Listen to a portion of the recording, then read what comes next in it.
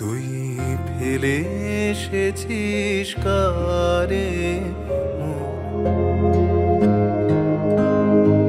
শ্রোতার রস পিপাসু মনে রবীন্দ্রনাথের গান একেবারেই অজানা।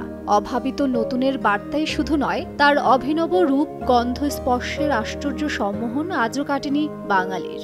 গানে গানে গেঁথে দিয়েছেন তিনি অচিন মনের ভাষা, সম্ভাবিত করেছেন অপূর্ব কোনো আশা।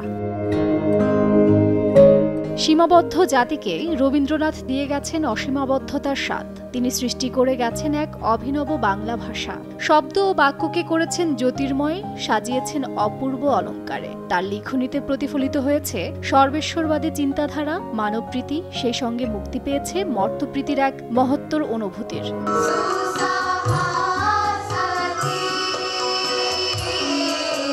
25শে বৈশাখ এলো, মহারাজকে স্মরণের উপলক্ষ হলো। রবীন্দ্র জন্মজয়ন্তী উপলক্ষে বাংলাদেশ জাতীয় জাদুঘরের কবি সুফিয়া কামাল মিলনায়তনে অনুষ্ঠিত হয় কবিতা ও গানের মেলবন্ধনে এক সাংগীতিক আবহ।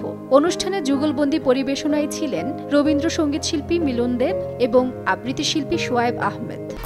1, 2, 3 ঢাকায় জমি জিতে নিন 100% ক্যাশব্যাক সহ 20 কোটি টাকার পুরস্কার।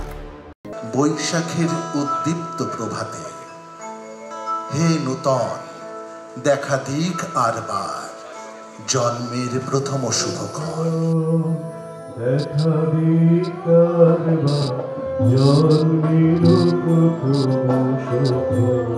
গানে কবিতায় রবীন্দ্রনাথ শিরোনামের এই আয়োজনে মুগ্ধতা ছড়ায় দর্শক অনুরাগীদের মাঝে। পাশ্চাত্য এবং প্রাচ্যের মধ্যে যে সম্মিলন ঘটানো, সেটি রবীন্দ্রনাথের ঘটেছিল গীতাঞ্জলির মাধ্যমে, এবং পরবর্তী সময়ে দেখা গেছে রবীন্দ্রনাথ প্রাচ্য এবং প্রতীচ্যের মধ্যে একটা যোগসূত্র স্থাপন করতে পেরেছিলেন।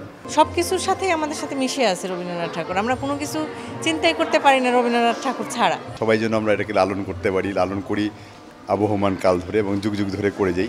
রবি ঠাকুর অন্ধকারে আলো জ্বালিয়েছেন, মেধার ক্রমবিকাশ ঘটিয়ে হয়েছেন বাঙালির আত্মিক মুক্তি, সার্বিক স্বনির্ভরতার প্রতীক।